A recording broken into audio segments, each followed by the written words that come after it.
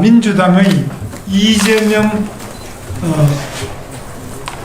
범죄 삭제 방탄 입법이 도를 넘고 있습니다. 지난주 국회 법제사법위원회에서 이재명 후보의 재판을 중지시키는 형사소송법 개정안을 일방적으로 통과시켰습니다. 어제는 이재명 후보의 범죄를 아예 삭제하기 위한 공직선거법 개정안을 또다시 국회 법제사법위원회에서 일방 통과시켰습니다.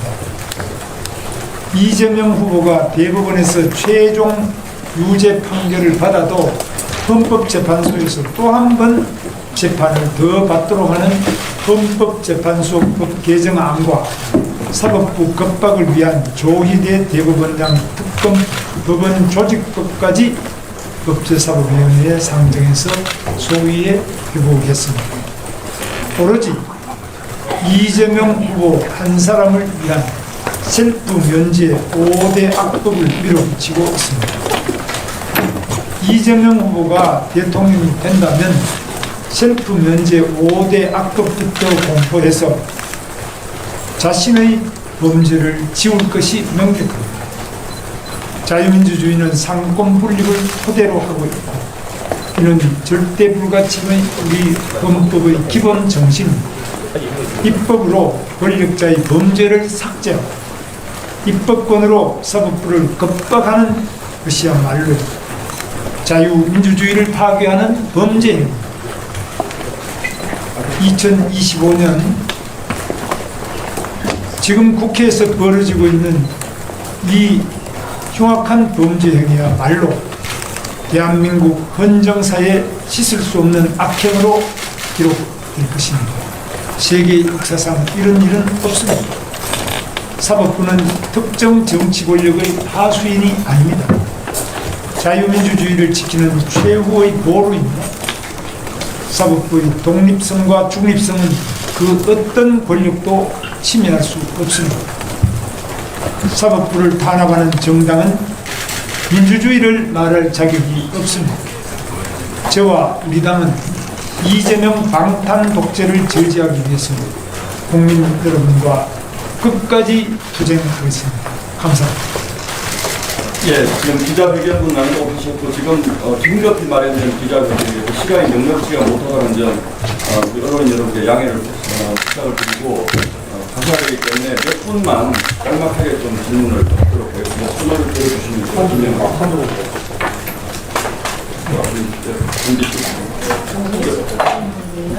윤석열 대통령께서 탈당에 대해서 김문수 후보가 요구하면 받아들이겠다고 했다는 보도들이 나오고 있는데 직접 실화로 그런 이야기들이 오고 갔는지랑 정호영 전 장관에 대한 임명을 상임급 임명 취소하셨는데 그 배경에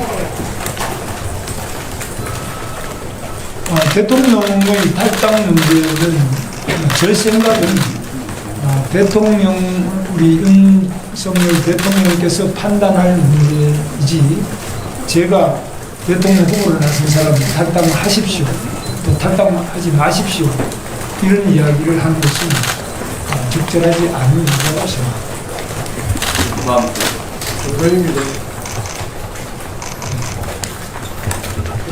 연합 조사원 기자님 방금 질문이 나왔던 거에 답변을 안 해주셔가지고요. 어제 그 정호용 전 장관 인선 취소 공지를 하셨는데 그 배경하고 이유 좀 여쭙고 싶습니다. 그거는 제가 미리 저하고 상의 되면 제가 지방일정 3일 계속하면서 그런 일이 있었던 것으로 아는데 그건 조금 업무상으로 아마 사고가 있었던 것 같습니다. 저하고 상의한 부분은 없습니다. 예, KBS 이윤호 기자.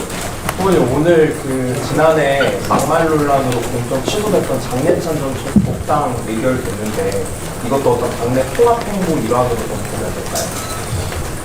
그렇습니다. 장례찬 씨라든지 여러분들은 아시다시피 우리 당이 그동안에 짧은 기간이지만 많은 갈등도 있었고 당 운영에서도 상당한 문제가 있었다고 생각합니다. 저는 이준석 지금 후보가 또 훌륭한 많은 분들이 우리 당에서 성장하고 또 잘 정치인으로 발전하던 도중에 당내에서 안타깝게도 떠나게 되고 또 지금 후보로 나온 것도 있고 또 어떤 경우는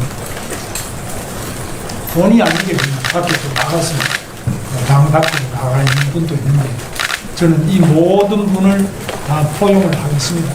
우리 당은 용광로와 같이 어떤 분들도 다 포용을 해서 뜨거운 열정으로 쇳물을 녹일 그 온도로 이질적인 많은 부분을 녹여서 정말 국민 행복을 위해서 필요한 훌륭한 일과 그런 문제들을 양성해내는 용광로가 되겠습니다. 질문 좀 더 받을까요? 미디어오늘의 조현호 기자입니다. 그러니까 아까 그 이정현 그 위원장이 이제 오늘 중으로 윤석열 대통령의 탈당을 권유하고 그리고 계엄 국민 90%가 반대하는 계엄에 대해서 대국민 사과를 하라고 그 촉구를 했는데요. 그 부분에 대해서 어떻게 생각하는지 여쭤봤으면 얼마 전에 방송에서 그 계엄에 대해 사과를 하셨는데 그 사과가 계엄 자체에 대한 위헌 위법한 행위라고 판단했기 때문에 잘못했다고 판단해서 사과를 하신 건지 그냥 그 계엄으로 인해서 생기는 국민의 어떤 피해 때문에 사과를 하신 것인지 좀 분명하게 좀 다시 한번 밝혀주시기 바라겠습니다. 제가 계엄에 대해서 말씀드리자면 아마 굉장히 많은 말씀을 드릴 수 있는 위치에 있습니다. 저는 1972년 유신 시대 때부터 시작해서 이 계엄이 또 550, 1980년 550 계엄과 또 계엄의 확대 이 과정에 저는 학교에서도 잘려나고 또 삼청교육 대상이 돼서 피신도 하고 이 계엄이라면은 저는 근본적으로 많은 문제가 있다. 그것이 설사 헌법에 보장된 비상대권이라 대통령 비상대권이라 하더라도 계엄은 경찰력으로 극복할 수 없는 국가적 대혼란이 오기 전에는 계엄권이 발동되는 것은 적절치 않다고 저는 생각합니다. 그래서 제가 일관되게 말씀드린 것은 제가 미리 알았더라면 우리 유승민 대통령께 계엄은 안 됩니다.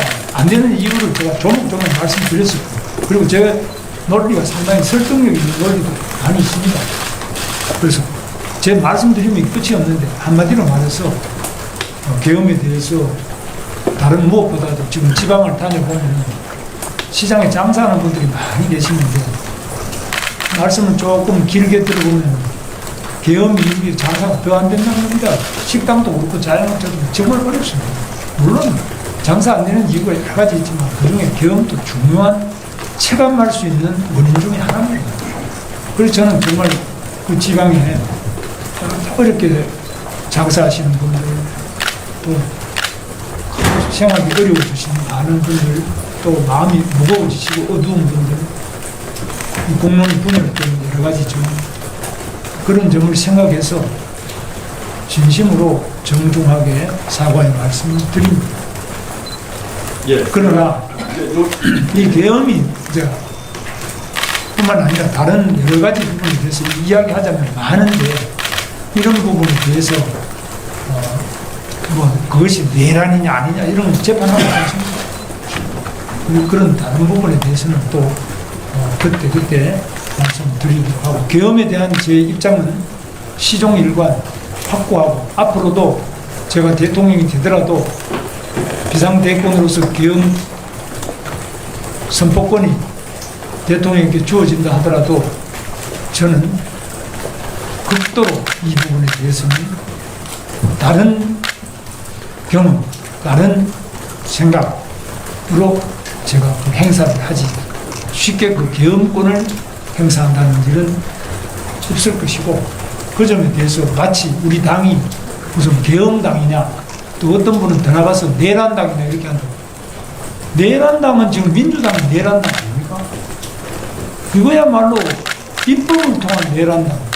그 자기 자신의 그 범죄를 방탄하기 위한 내란 이더 사와가지 않아? 뭐 이 부분에 대해서 언론이 정확하게 좀 지적해 주시고 비춰주시면 감사하겠습니다. 예, 조만간 또 소통의 시간을 잠깐만요. 끝이 없으니까 또 죄송합니다.